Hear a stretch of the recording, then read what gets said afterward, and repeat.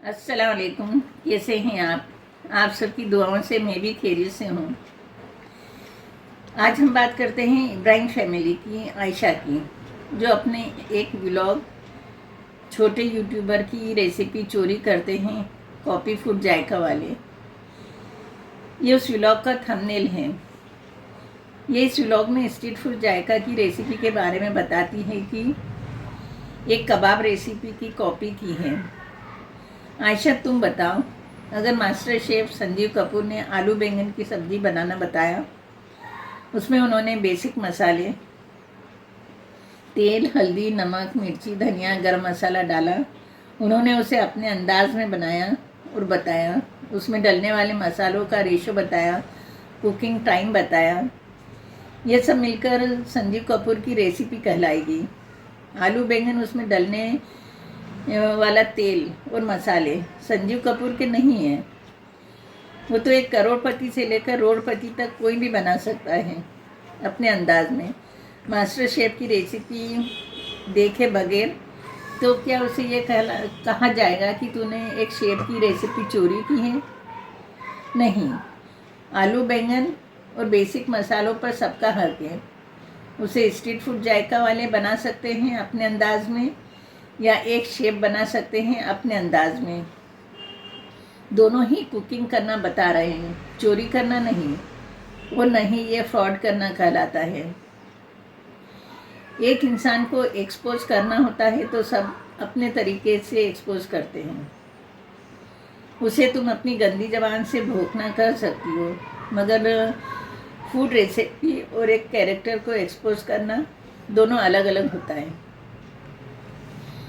अफरोज ने abaya house का promotion किया है, जो उसका काम है।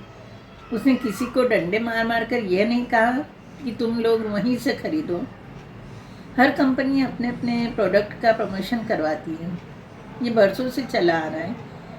अफरोज ने तुमसे तो नहीं बोला कि तुम जाकर खरीदो, मगर उसके प्रमोशन की आड़ में व्यूअर्स के सामने अपनी गरीबी का रोने का मौका तुम अपने हाथ से नहीं जाने देना चाहती, क्योंकि तुम्हें तो व्यूअर्स को इमोशनली ब्लैकमेल करना है और ऊंचा उठना है, क्योंकि तुमको लगता है तुम सक्सेसफुल हो, चढ़ता सूरज हो। आयशा, तुम एक बार खुद अपने गिरेबान में झांक कर देखो। जो तुम फालतू की बातें करती हो वो क्या लॉजिकली है? तुम क्या हो, क्या नहीं हो, यह तुम्हारी बातों से झलकता है। तुम्हारे अपने पास आज तक अपना खुद का कोई कंटेंट नहीं है। नाजिया शेख और स्ट्रीट फूड जायका के व्लॉग का तुमको बेसब्री से इंतज़ार रहता है कब उनके व्लॉग आए और तुम झपट्टा मारकर उसमें से कीड़े बिनो और उसे अपना कंटेंट बनाकर व्यूअर्स को दे दो।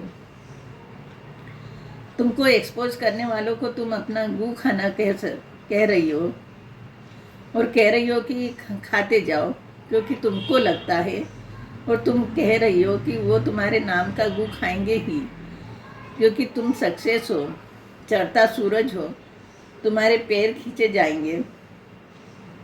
ऐसी गलतफहमी तुम पाल कैसे सकती हो? क्या तुम अपने व्यूअर्स को बेवकूफ़ कह रही हो?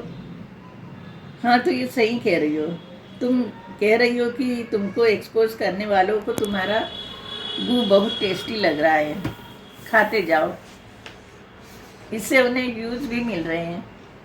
तुम जिनके बारे में बोल रही हो उनके व्लॉग देखकर मुझे तो ऐसा कुछ नहीं लगा, मगर तुमको देखकर, जिसमें तुम कह रही हो कि तुम्हारा गू बहुत टेस्टी लग रहा है, उस मोमेंट में तो तुम्हारे मुंह में पानी आ रहा था, जिसे तुम अपने दुपट्टे से साफ कर रही हो। आयशा, स्ट्रीट फूड जायका वाले जब उम्रा करने गए थे तब भी तुमने उनके खाने पर नज़र लगाई थी और कहा था कि फ़िलिस्तीनी ऐसा खाना खाते हैं जैसे तुम्हारी माँ कुछ कुछ मिलाकर गाय के खाने के लिए बनाती थी। और आज तुम अपने टेस्टी गू की बात कर रही हो।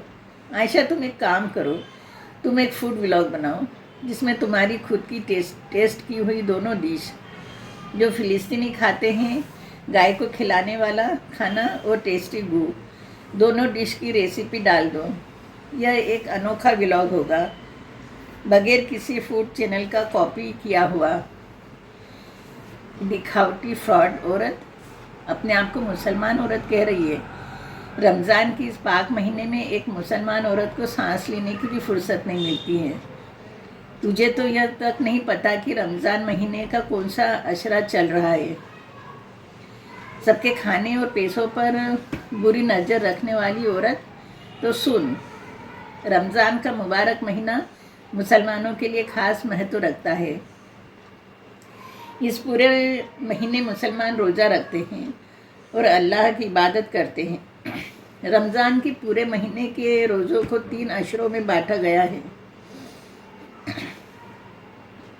अरबी में अशरे का मतलब 10 अंक से होता है। रमज़ान के पहले 1 से 10 दिनों के रोज़े को पहला अशरा, 11 से 20 के रोज़े को दूसरा अशरा और आखिरी 21 से 30 दिनों के रोज़े को तीसरा अशरा कहा जाता है। इस तरह से रमज़ान के 30 दिनों के रोज़े को 3 भागों में बांटा गया है। पहला अशरा रहमत का, दूसरा अशरा मगफिरत यानी माफ़ी का और तीसरा अशरा जहन्नुम या दोजख से आज़ादी का होता है।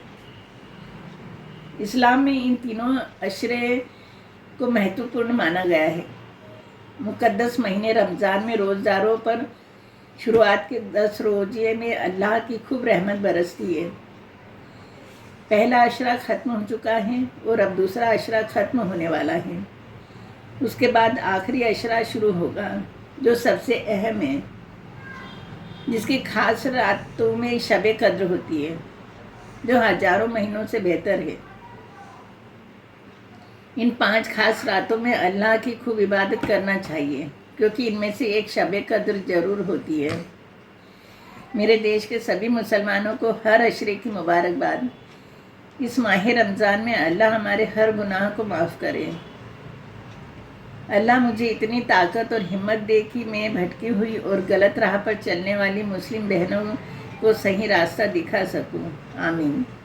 इसी के साथ मैं इस व्लॉग का एंड करती हूँ। मिलते हैं अगले व्लॉग में एक नए टॉपिक के साथ। खुदा हाफिज़।